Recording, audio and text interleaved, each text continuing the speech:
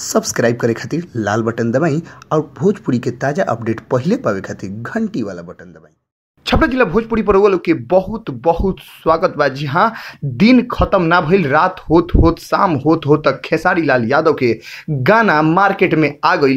रउआ लोग सोचत हो कि कौना चैनल पाइल बाटे, तो रउआ लोग के बता दी कि अभी चैनल पर कोनो नहीं आइल, अभी ऑनलाइन वेबसाइट के माध्यम से यानी ब्राउजिंग वेबसाइट के माध्यम से रउआ लोग के बीच गाना आ चुकल बाटे। रउआ लोग के इहो बता दी कि उनकर गाना एगो मार्केट में बहुत जबरदस्त आग लगावे खातिर तैयार बा। काहे कि हमनी के जौना चीज के गेसिंग कइले रहनी सन, पवन सिंह के गाना जौन आई रहे मेरे रस के कमर, हिंदी में जो नुसरत फतेह अली साहब खान गौले रहे, उ गाना पूरा मार्केट में आई रहे। और जब भोजपुरी गायक लोग गईलस तो ओकरा घड़ी में खेसारी लाल यादव कैसे पीछे हट सकतारन, मेरे रस के कमर के धुन पर गाना गा दिले बड़न। जौना गाना के नाम है बोल के बोलबम पियनी गांजा जे हम, जब जिगर में समाइल तब मजा आ गई। जी हाँ, रुआ लोग सुन सकतानी। अभी तो रुआ लोग के ऑनलाइन ब्राउजिंग वेबसाइट पर मिली, लेकिन शाम होत रात होत तक खेसारी इंटरटेनमेंट पर रुआ लोग के गाना वो अवेलेबल हो जाए। रुआ लोग उस चीज के सुन सकतानी। खेसारी लाल यादव आ ओमे एगो और गाना गौले बने चोई चोई, जौन हमनी के आशा लगौले रहनी सके चोई चोई धुन के गई हन,